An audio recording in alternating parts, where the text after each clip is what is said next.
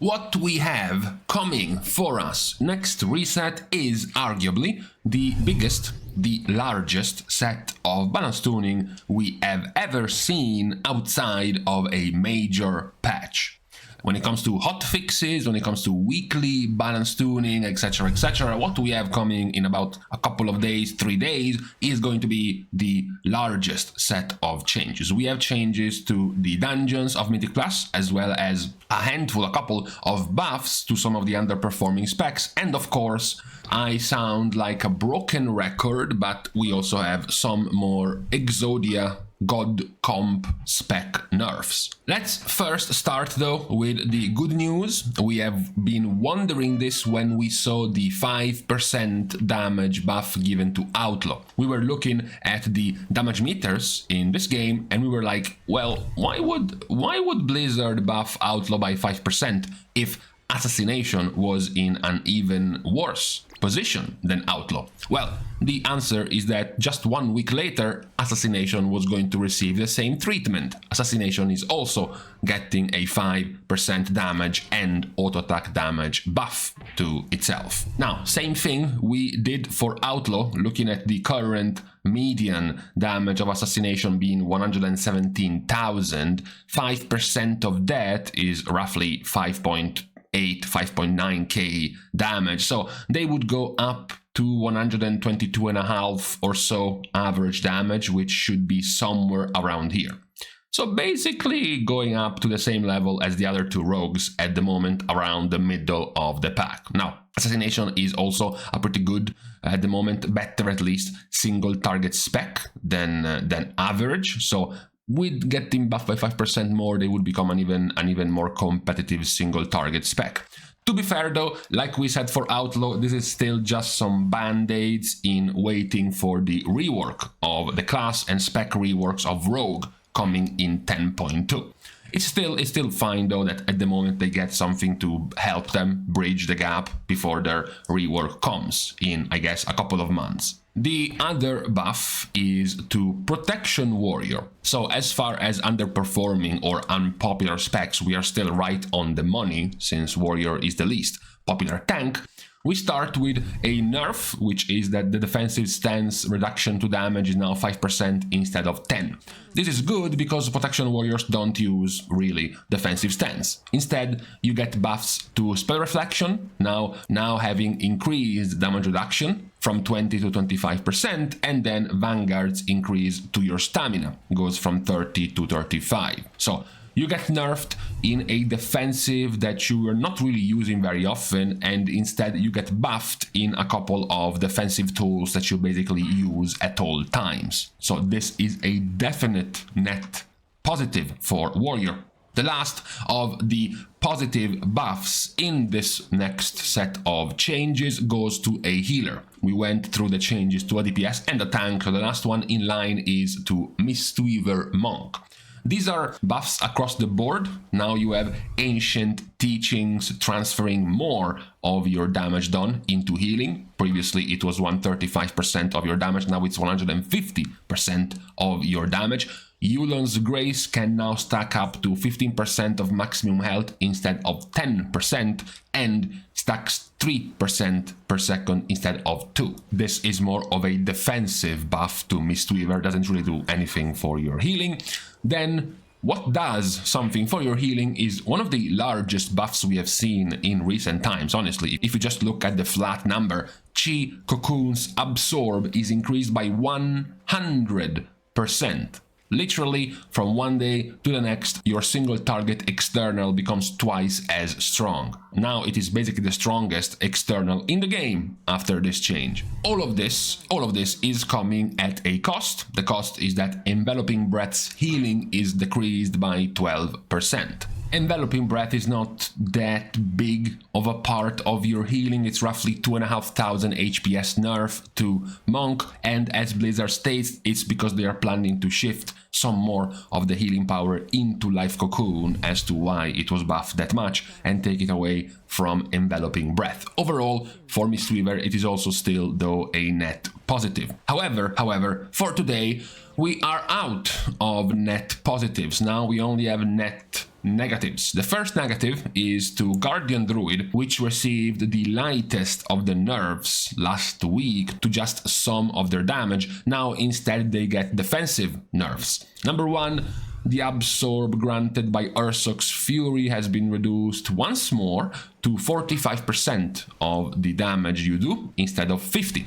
This is the main source of healing for a Guardian Druid. It will be over a 5000 HPS nerf to a Guardian Druid, so it will affect the defensiveness of Guardian, but still not by much. There are many situations, especially when Druid is in Incarnation and can spam a whole lot of thrashes, where you are dealing so much damage that you are constantly over-capping the shield of Ursoc's Fury. So you're not losing nearly as much as this nerf might imply from the Absorb Shield of Ursoc's Fury, because you're overcapping very often past 30% of your max HP in damage, which is the cap of the shield.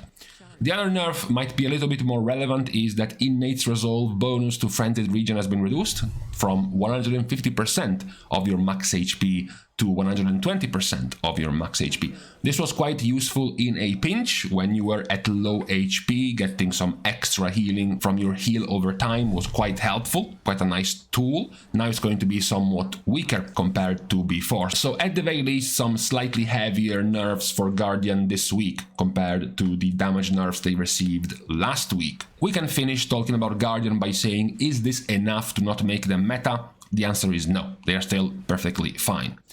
Next in line is Mage. We have Fire Mage nerfs. Once more to AOE. Once more Blizzard is pointing out that the damage in heavy AOE situations is still higher than we are comfortable with. So Flame Strike is nerfed by 6%, the dot left behind by Flame Strike. Flame Patch is nerfed by 8%, Incendiary Flames can now proc every 10 seconds instead of 8, and then Conflagration damage has been reduced by 10%. So once more, just flat out AOE damage nerfs to Fire Mage.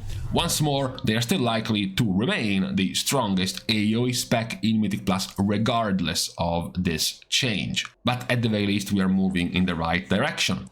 Talking about right direction, we have further damage nerfs to Holy Paladin. So, getting nerfed by 5% in damage and your Consecration doing 25% less damage wasn't enough from last week. Now Holy Paladin also gets 10% damage reduction, a further increase in damage reduction to Holy Paladin, and then even more so, Blessing of Summer now causes the attacks to deal 20% additional damage as Holy instead of 25.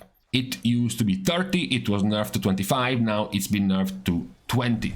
When used in very nice coordinated groups that can put together the Guardian Druid's Incarnation plus Breath of Eons of the Evoker plus Power Infusion and Void Eruption of the Shadow Priest plus Combustion of the Fire Mage, all of these things together could put Blessing of Summer on total steroids, which is why it would end up doing so much damage of a Holy Paladin in a key. At this point, after these nerfs, we will be expecting specs like Discipline, but also Mistweaver and even Resto Shaman to start out-damaging a Holy Paladin.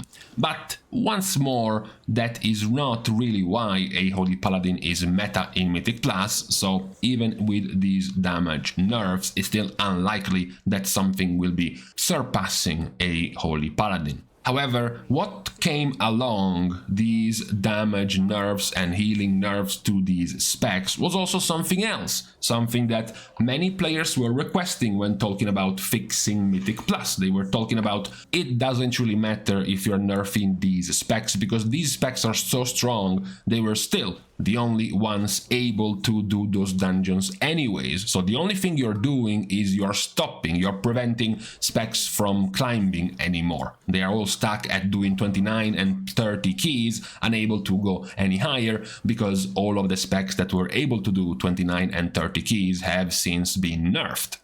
Well, Blizzard is coming up with a fix.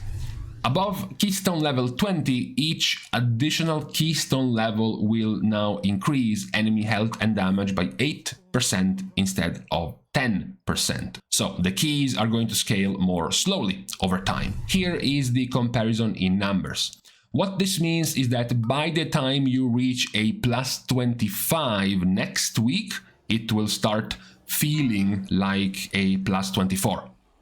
By the time you reach a plus 28, it will start to feel like you were doing a 26.5 of previous weeks. And then once you finally reach a plus 30, it will start to feel like it was a plus 28. So the TLDR is that from next week, keys at plus 25 level will feel 1 key level easier. Keys between 27 and 28 will be 1.5 key level easier than current times, and then once you reach plus 30, they will feel like they are 2 key levels easier. That is the change, that one of the first ever changes that Blizzard does mid-season to the difficulty of the keys. This is of course to reignite the interest in very high keys. This is to reignite the rush to the title, to get players back to playing, the ones who just went AFK because they reached 3,500 and they knew that with the nerfs no other specs would be able to climb that high anyways. All of these changes will now make the next following weeks basically a push week, a title gaining week for many specs again, because now the dungeons have been nerfed. Yes, they will likely still be done by the exact same Exodia comp after yet another round of nerfs.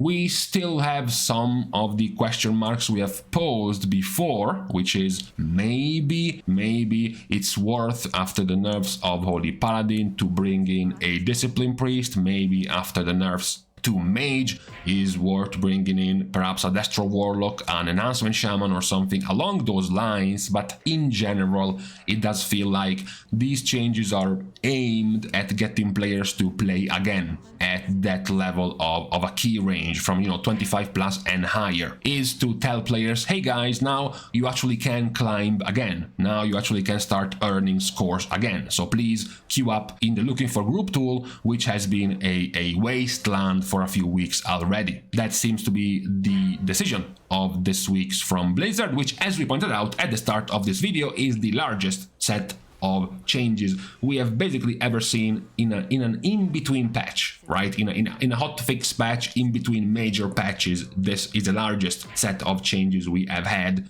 especially to Mythic Plus in recent times. So hoping that this will, once and for all, finally change something in Mythic Plus, although we are nearly 1.5 months late from the release of 10.1.5, we will have to see in a few days which changes we will get after these fixes from Blizzard. But for now, it's time to leave each other once more on this Saturday. So thanks of course as usual to all of the Patreon supporters for the contribution and help to the growth of the channel, which can still be given completely for free. You can like and comment down below, as well as subscribe to the channel itself. Now, with all of these useless things out of the way, thank you guys again for watching. See you guys tomorrow, and in the meantime, okay, it's not long until we are done with this. 36 degrees on Saturday the 19th, I think.